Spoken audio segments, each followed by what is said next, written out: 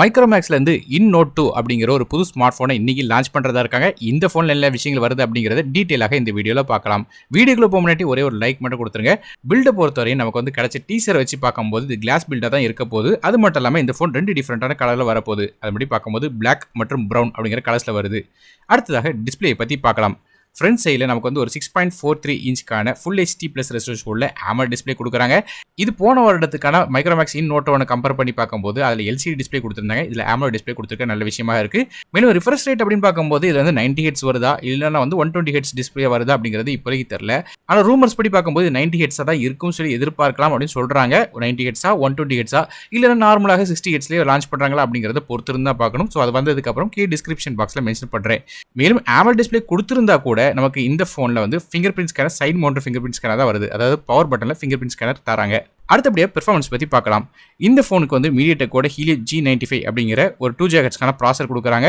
இந்த ப்ராசரில் நமக்கு 4G support தான் வருது. அது மட்டும் இல்லாமல் ரேம் இன்டர்னல் ஸ்டோரேஜ் அப்படின்னு பார்க்கும்போது இது 4GB RAM வெர்ஷன்லேருந்து ஆரம்பிக்கலாம் சொல்லி ரூமர்ஸ் வந்தாலும் மேக்ஸிமம் ரூமர்ஸ் வந்து 6GB RAM with 64GB storage மற்றும் 8GB RAM with 120GB storage அப்படிங்கிற கான்ஃபிகரேஷன் வரும் சொல்லி எதிர்பார்க்கப்படுது. மற்றபடியாக இந்த ஃபோன் Android 11 வாய்ஸில் வந்து ரன் ஆக போகுது.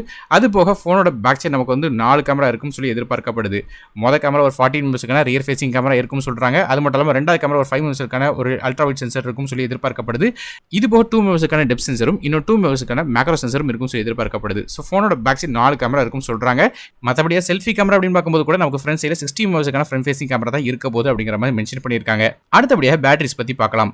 இந்த ஃபோனில் 5000 mAh பேட்டரி இருக்க போது சொல்லியிருக்காங்க. இதை சார்ஜ் பண்ணுறதுக்காக நமக்கு 30 வாட்க்கான ஃபாஸ்ட் சார்ஜிங் சப்போர்ட் வந்து கொடுக்குறாங்க. அதுவும் சார்ஜர் பாக்ஸோட வருதுன்னு சொல்கிறாங்க. அப்படி பார்க்கும்போது நமக்கு வந்து வெறும் 25 நிமிஷம் சார்ஜ் பண்ணால் 50% சார்ஜ் வந்து நமக்கு பேட்டரி வந்து எட்டின்னு சொல்கிறாங்க. அந்தளவுக்கு வேகமாக சார்ஜ் பண்ண முடியும். அது போக சார்ஜ் பண்ணுறதுக்காக USB Type-C போர்ட் தராங்க. மேலும் 3.5 ஆடியோ ஜாக் சப்போர்ட்டும் இந்த ஃபோனோட வர இருக்கு. கடைசியாக ஃபோனோட பிரைசிங் பற்றி பார்க்கலாம். இந்த ஃபோனோட ஆரம்ப விலை 10,999 அல்லது 11,999 அப்படிங்கிற விலையில் ஆரம்பமாகவும் சொல்கிறாங்க. இந்த ஃபோன் வந்து ஃப்ளிப்கார்ட் வெப்சைட்டில் வந்து விற்கிறதாக இருக்காங்க. ஸோ இப்போதைக்கு கிடைச்ச ரூமர்ஸ் படி இந்த ஸ்பெசிஃபிகேஷன்லாம் மென்ஷன் பண்ணியிருக்கேன். இப்போ சொன்ன ஸ்பெசிஃபிகேஷனில் மாற்றங்கள் வரக்கான வாய்ப்பு இருக்குது.